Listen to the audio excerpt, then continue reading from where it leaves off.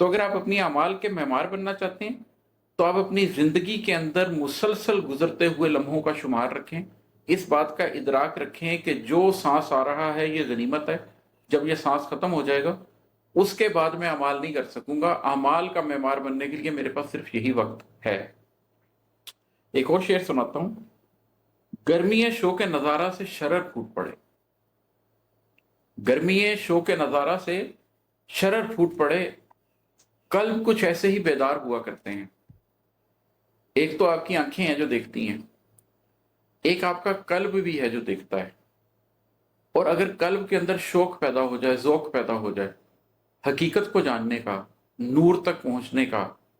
अल्लाह के नूर तक रसाई का, उसको ये पता चल जाए कि कल्ब के अंदर अल्लाह समा सकता है,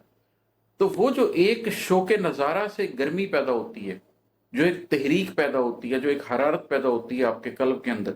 जो एक जज्बा पैदा होता है जिसके नतीजे में आपकी खालें नरम हो जाती हैं, जिसके नतीजे में आपके रोंगटे खड़े हो जाते हैं, जिसके नतीजे में आप यकसू होकर पूरा अपना कल्ब और पूरा अपना जहन और पूरा अपने जज्बे एक नुक्ते पे मरकूज करके अल्लाह के सामने हुजूरी के आलम में सजदा करना चाहते हैं, उससे जो हरारत पैदा होती है उससे कल्ब बेदार होते हैं। गर्मी शौक नज़ारा से शरर फूट पड़े, शौक नज़ारा की गर्मी से फिर वो जो स्पार्क पैदा होता है, उससे वो जो एक छोटी सी लो जलती है, उससे जो एक शरारा निकलता है,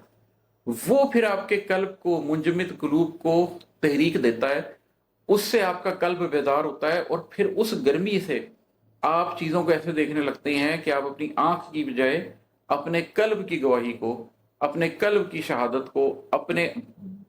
बातनी तजर्बे को, अपने ज़ाहिरी तजर्बे के ऊपर फोकियत देने लग जाते हैं। आपके जो हवासे बातना अल्लाह ने आपको दिए हैं वो आपके हवासे ज़ाहिरा पर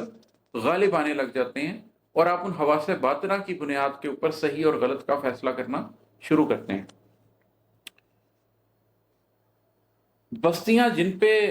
अजाब आते हैं, बस्तियां जिन पे गजब गिरते हैं उनमें भी कहीं, बस्तियां जिन पे गजब गिरते हैं उनमें भी कहीं चार छह साहिब किरदार हुआ करते हैं। ये जो हम अपने इर्द गिर्द देखते हैं ना, और हमें एहसास होता है कि नहीं जी हमारे इर्द गिर्द कुछ नेक लोग हैं, हम कभी कह भी देते हैं कि ये बस्तियां बस इन नेक लोगों की वजह से ही चल रही हैं। हमें उसकी बजाय अपने गिरेबानों में झांकना चाहिए, इसलिए कि वो बस्तियां जिनके ऊपर अजाब उतरे थे, चार छह साहिब किरदार लोग तो उधर भी थे।